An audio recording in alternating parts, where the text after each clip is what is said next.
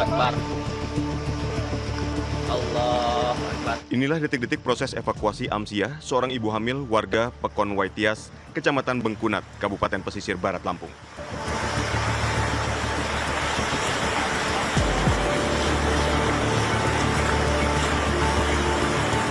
Ibu muda ini terpaksa harus ditandu oleh warga menuju Puskesmas Bengkunat untuk membantu proses persalinannya.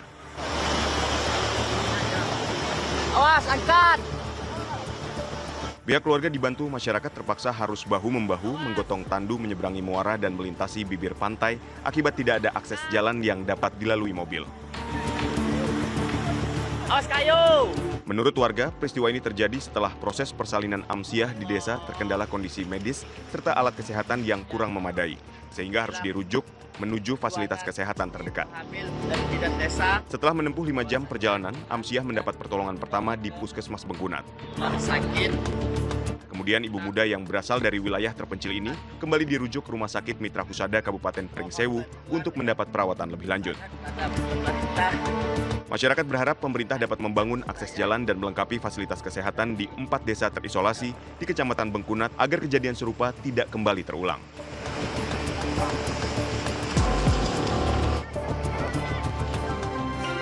Assalamualaikum pemirsa, apa kabar Anda? Semoga sehat selalu ya. Sebelum kita mulai aktivitas pagi hari ini, ada baiknya kita update dulu seputar informasi menarik agar pagi Anda lebih berisi bersama saya, Aziz Aryat. Inilah Cakrawala selengkapnya.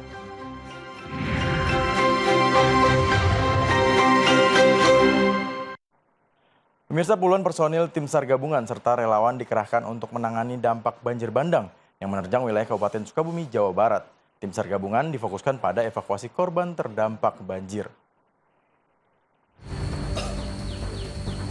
Penanganan banjir bandang yang terjadi di wilayah Kabupaten Sukabumi, Jawa Barat mengerahkan puluhan personel tim SAR gabungan. Sebelum terjun ke lapangan, personel tim SAR gabungan dari TNI Polri bersama sejumlah relawan melaksanakan apel koordinasi. Hari ini tim bertugas mendata korban di Desa Curug Luhur dan Desa Datar Nangka, Kecamatan Sagaranten. Tim yang bertugas juga difokuskan pada evakuasi korban anak, lansia, dan ibu hamil. Dampak banjir bandang di 2 desa tersebut mencatat 255 rumah terendam, 8 kendaraan roda 4, dan 7 kendaraan roda 2 hanyut terbawa arus air.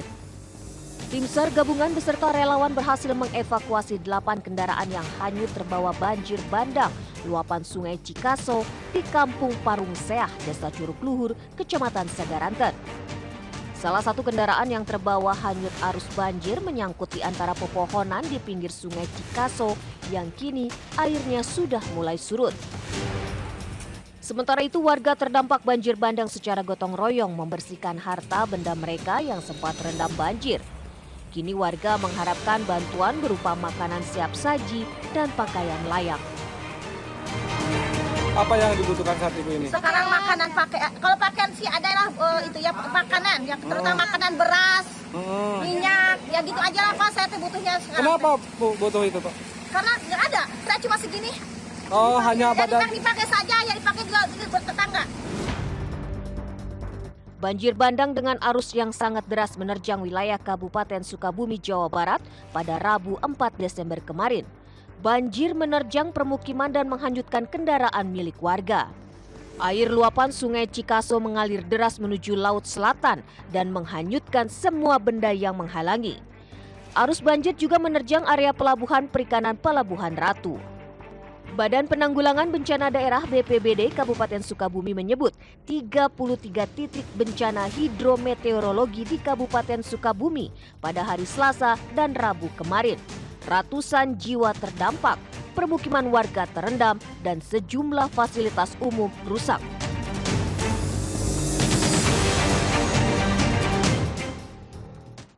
Sementara itu pemirsa, Kepala Badan SAR Nasional atau Kabasarnas Marsikal Madya TNI Kusworo memantau kondisi terkini lokasi bencana banjir di Sukabumi, Jawa Barat melalui udara. Dari udara terlihat hektaran sawah di Cibalingding, Pelabuhan Ratu, Sukabumi terendam. Sungai meluap akibat banjir bandang yang diduga akibat tanggul jebol. Kondisi yang sama juga terlihat di kawasan Kecamatan Sagaranten, Sejumlah bangunan perkebunan dan areal persawahan masih terendam banjir bandang. Setelah melakukan pemantauan udara, tim Basarnas akan melakukan rapat internal untuk menangani daerah yang terdampak banjir bandang. Dari berita lainnya pemirsa, kasus kekerasan terhadap anak kembali terjadi di salah satu tempat penitipan anak atau daycare di kawasan Depok, Jawa Barat. Kali ini pelaku yang merupakan pengasuh di daycare menyiram air panas ke tubuh bocah berusia 1 tahun. Kekerasan terhadap anak kembali terjadi di tempat penitipan anak atau daycare di kawasan Pengasinan, Sawangan, Depok, Jawa Barat. Seorang balita berusia 1 tahun, kulit tubuhnya melepuh karena disiram air panas oleh salah seorang pengasuh di daycare tersebut. Pelaku Septiani mengaku ia tega menganiaya korban karena kesal. Bocah yang diasuhnya itu terus-menerus menangis. Septiani yang baru bekerja selama 5 bulan sebagai pengasuh daycare lantas mengambil air panas dan menyiramkannya ke tubuh korban. Iya, kesel karena anaknya nangis terus. Nggak ada alasan lain selain itu. Diapain sih, Bu? Cuma dimandiin pakai air panas. Pakai air panas? Baru ngedidih atau gimana, Bu? Iya. Baru ngedidih? Itu air nggak dicampur air dingin, Bu? Enggak. Usai kejadian, pelaku sempat menghubungi orang tua korban dan berpura-pura menanyakan perihal luka bakar di tubuh korban. Berdasarkan hasil pemeriksaan, kondisi korban mengalami luka-luka bakar di bagian bahu, telinga, dan punggung. Luka bakar berapa persen? Terhadap anaknya itu karena memang kulitnya melepas parah. Di bagian mana aja sih, Pak? Kalau berapa persen saya belum tahu dari dokter ya, yang harus di bagian punggung leher sampai ke telinga dan telinga di sebelah sini. Pelaku pekerja di sini. Pelaku pekerja di pas di daycare. Belakangan diketahui daycare yang sudah berdiri selama 1 tahun tersebut ternyata tidak mengantongi izin operasional dari Dinas Pendidikan Kota Depok. Terus terang daycare ini juga saya baru dengar karena dia tidak masuk di dalam daftar yang 48 itu. Artinya daycare ini, daycare apa ini namanya? Speed apa? Kiddie Space ya, Kiddie Space Indonesia ini tidak memiliki izin. Tetapi yang jelas yang ada di Pengasinan ini tidak ada izin di kita. Polisi pun langsung berkoordinasi dengan dinas terkait untuk menindak daycare ilegal tersebut.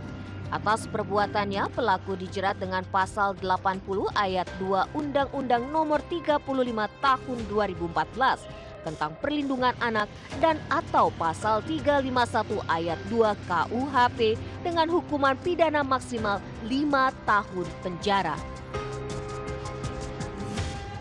Pemirsa, Gunung Lewotobi laki-laki di Flores Timur kembali erupsi Kamis pagi. Data pos pengamatan mencatat erupsi terjadi selama 6 menit 36 detik dengan tinggi kolom abu mencapai 1.200 meter ke arah utara.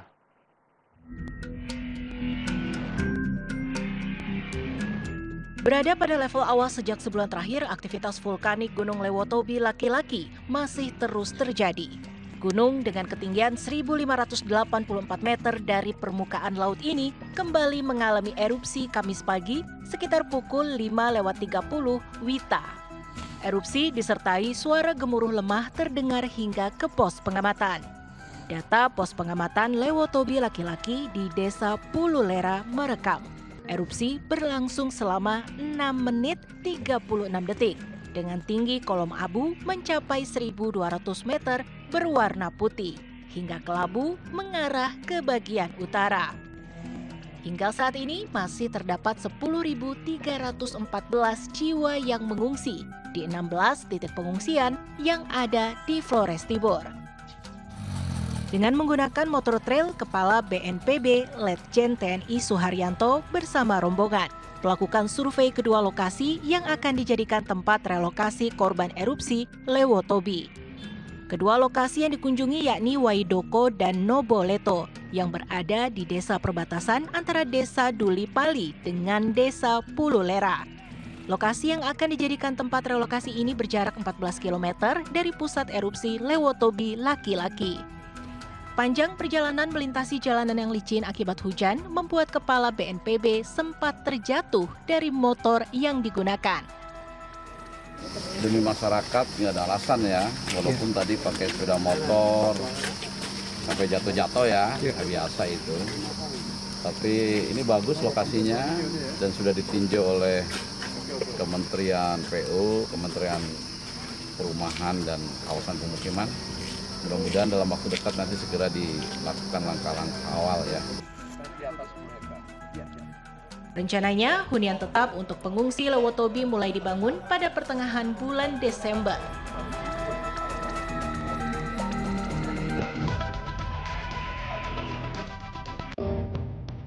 Geger penemuan mayat wanita setengah bugil. Selengkapnya sesaat lagi, tetap di Cakrawala.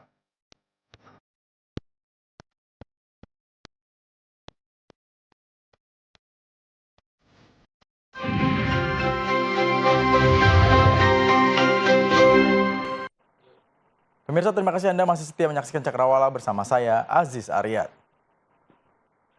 Pemirsa, seorang pemuda jadi korban komplotan begal sepeda motor di Jalan Gunung Raya, Cirende, Tangerang Selatan. Sampai saat ini, aparat masih terus memburu komplotan begal yang telah meresahkan masyarakat. Rekaman CCTV menunjukkan pembegalan sepeda motor yang terjadi Senin dini hari kemarin. Korban yang naik sepeda motor dipepet dan ditendang hingga tersungkur. Pelaku juga terlihat mengayun-ayunkan celurit sebelum membawa kabur sepeda motor korban. Seusai kejadian, polisi langsung mendatangi TKP dan meminta kesaksian warga, serta memeriksa rekaman CCTV.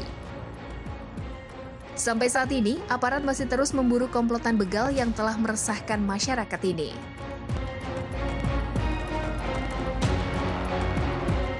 Pemirsa, ratusan tabung gas LPG 3 kg berhamburan di jalan menurun, memicu kepanikan pengguna jalan. Peristiwa ini terjadi di Tanjakan Siwuni, Kabupaten Tegal, Jawa Tengah.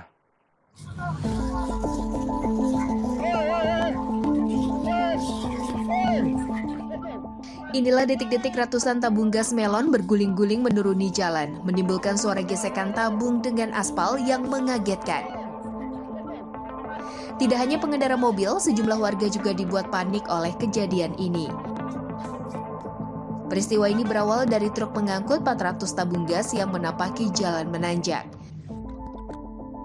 Akibat bak truk tidak tertutup dengan baik, muatan berhamburan saat truk berada di kemiringan curam. Sementara itu, pemirsa, aksi pencurian ayam jago di Banyuwangi, Jawa Timur viral di media sosial. Khawatir ditangkap polisi, pelaku memilih mengembalikan ayam curiannya kepada pemiliknya karena merasa bersalah.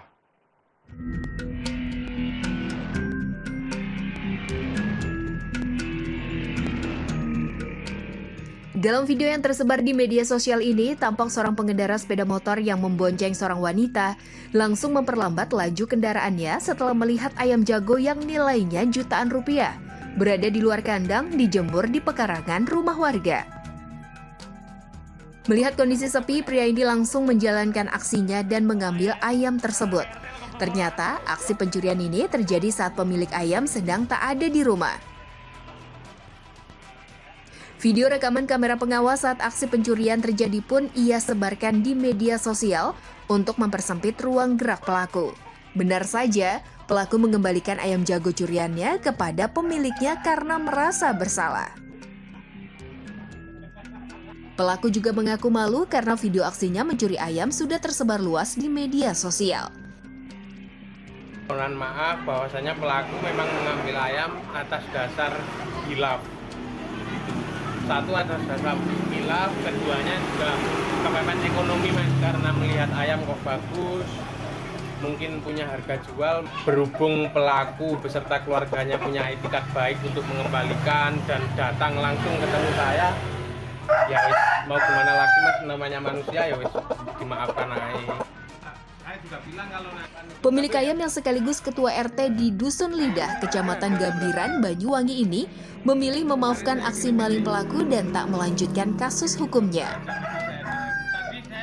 Korban juga merasa iba kepada pelaku yang datang ke rumahnya bersama keluarganya untuk meminta maaf.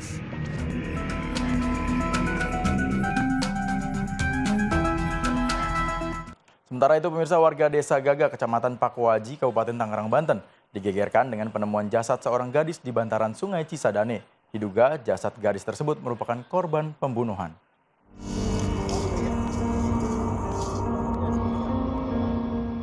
Jasad gadis berusia 22 tahun yang diketahui bernama Ita Kartika, warga Kampung Ngarak, Kecamatan Periuk, Kota Tangerang, Banten, ditemukan tak bernyawa dalam kondisi terkubur semak rerumputan dan setengah bugil di bantaran Sungai Cisadane, Desa Gaga, Kecamatan Pakuhaji, Kabupaten Tangerang, Banten. Jasad gadis muda itu pertama kali ditemukan oleh warga yang sedang ingin mancing di Sungai Cisadane. Menurut keterangan warga sekitar, saat dilakukan evakuasi pada tubuh jasad gadis muda tersebut terlihat memar berwarna biru. Sudah baru penemuan dari orang mancing yang menemukan mayat tersebut, kayak gitu. Jenis kelaminnya apa? Perempuan. Ditemukannya di mana? Ditemukannya di pinggir kali Cisadane. Semak-semak. Di semak-semak ya. Terus kondisi mayatnya banyak luka atau gimana? Kayaknya pada biru-biru gitu badannya, Pak. Kondisi telanjang atau gimana? Ya baju terbuka ya, baju terbuka, tapi selain itu masih tertutup. Sebelum ditemukan oleh warga, gadis muda tersebut juga sempat dinyatakan hilang oleh keluarganya sejak 2 November lalu.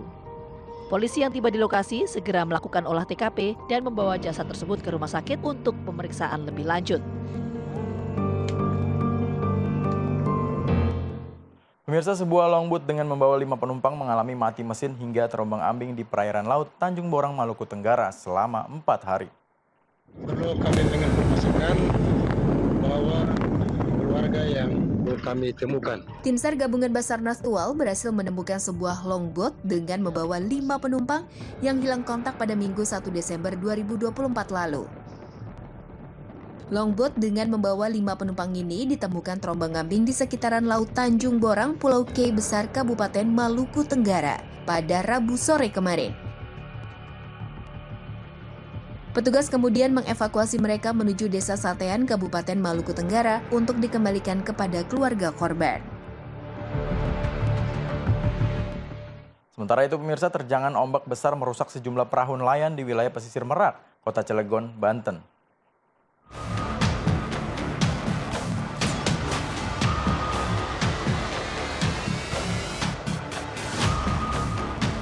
Cuaca ekstrim yang melanda perairan Selat Sunda juga berdampak buruk pada kehidupan nelayan di Pangkalan Medaksa, Merak. Selain membuat nelayan tidak berani melaut, ombak tinggi juga merusak perahu-perahu mereka. Sejumlah perahu bahkan tidak bisa lagi digunakan karena nelayan tidak mampu menanggung biaya perbaikan. Para nelayan mulai bingung mencukupi kebutuhan keluarga seiring kondisi cuaca buruk yang sudah mereka alami selama 2 pekan terakhir. Pemirsa, kalau di wilayah perkotaan biasanya jasa ojek hanya mengangkut orang atau penumpang saja. Namun berbeda halnya jika jasa ojek yang ada di wilayah pedesaan. Tak hanya membawa penumpang, jasa ojek ini terbiasa mengangkut padi dan gabah dari sawah. Seperti apa uniknya? Ini dia liputannya.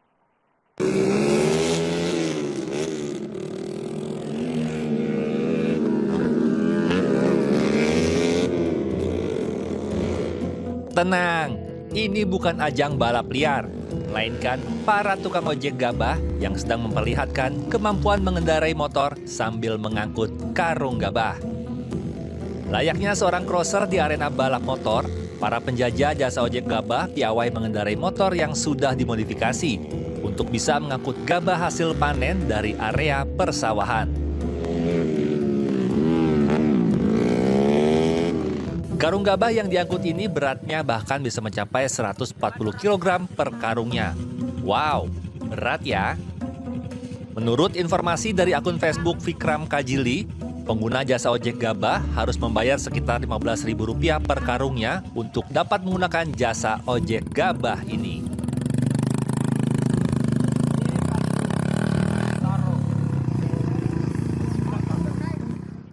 Pemirsa, siapa yang tak kenal dengan sosok Nagita Slavina? Baru-baru ini viral di media sosial jika istri Raffi Ahmad ini kesulitan saat memesan taksi ketika berlibur di Hong Kong.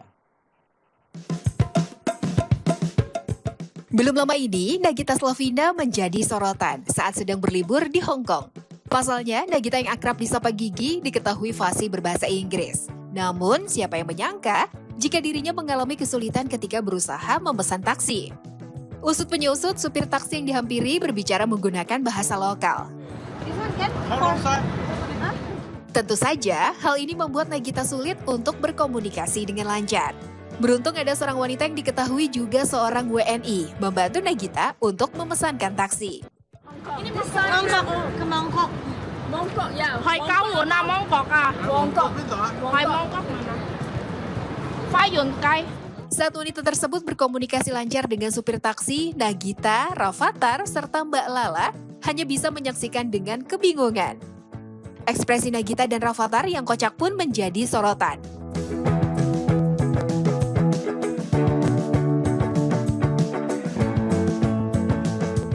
Usai berhasil memesan taksi, tak lupa Nagita mengucapkan terima kasih kepada wanita tersebut. Pemirsa, kita beralih ke berita olahraga. Sejarah tercipta dari ajang Piala AFF Putri 2024. Untuk pertama kalinya Indonesia meraih gelar juara usai menggilas Kamboja di partai final. Indonesia tampil di final Piala AFF Putri edisi ke-13 menghadapi Kamboja. Tampil dengan winning team, Reva Oktaviani berhasil membuka kemenangan Garuda Pertiwi di menit ke-19. Indonesia 1, Kamboja 0. Unggul 1 gol, lini belakang tim putri kita lengah. Hingga akhirnya Hawk Saudi berhasil menyamakan skor melalui sundulan. Kamboja 1, Indonesia 1. Skor imbang, bertahan hingga jeda. Di paruh kedua, gol Sydney Hooper membuat Indonesia kembali memimpin. Timnas Putri leading 2-1. Indonesia terus mendominasi permainan hingga akhirnya sepakan Reva Oktaviani kembali merobek gawang Kamboja. Indonesia berhasil mempertahankan keunggulan 3-1 hingga laga usai. Ini adalah trofi pertama Indonesia di ajang AFF Putri. Sebelumnya, prestasi terbaik Garuda Pertiwi menempati posisi keempat di AFF Putri tahun 2004.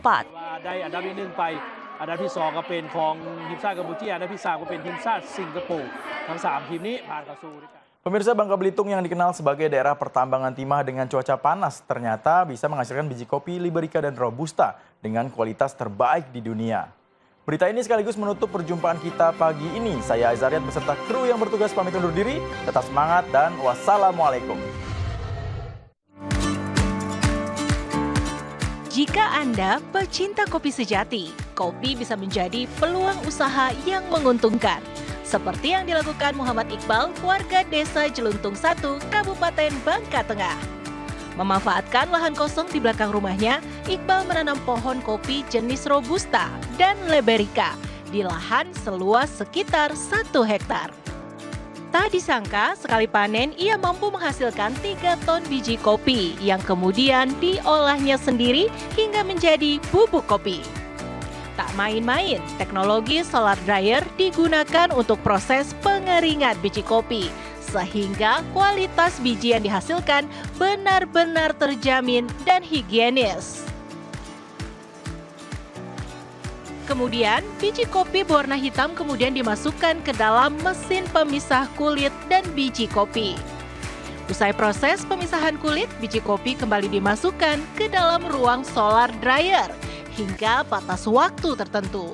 Selanjutnya, biji kopi kembali dimasukkan ke dalam mesin hingga suhunya lebih dari 100 derajat Celcius. Setelah itu, barulah biji kopi dibuat menjadi bubuk sebelum dikemas. Soal rasa, kopi yang diberi nama Kopjelwan, singkatan dari kata kopi Jeluntung 1 yang merupakan nama desanya, dikenal memiliki cita rasa unik, hingga berhasil menarik perhatian pasar lokal maupun nasional. Budidaya kopi tidak hanya memberikan keuntungan ekonomi, tetapi juga berkontribusi pada pelestarian lingkungan di Provinsi Bangka Belitung sendiri. Saya berniat awalnya itu dari segi iseng-iseng, akhirnya menjadi menghasilkan cuan lah gitu. Ternyata Bangka Belitung ini, khususnya Bangka Tengah, kopi itu cocok ditanamnya. Jadi bukan daerah luar Bangka itu, bukannya cuma luar Bangka aja, terus di Bangka juga cocok ternyata. perkebunan kopi. Ya, dari situ saya termotivasi untuk menanam kebun kopi. Keberhasilan Iqbal juga sukses menginspirasi masyarakat setempat untuk melakukan hal yang sama. Kini sudah ada 15 hektar kebun kopi yang ditanam oleh kelompok petani kopi Desa Jelutung 1. Iqbal yakin dalam 2 tahun ke depan, Kopjel One tak hanya penuhi pasar lokal, tapi juga tembus pasar internasional. Program pemerintah yang mendukung pertanian berkelanjutan juga berperan penting dalam kesuksesan ini.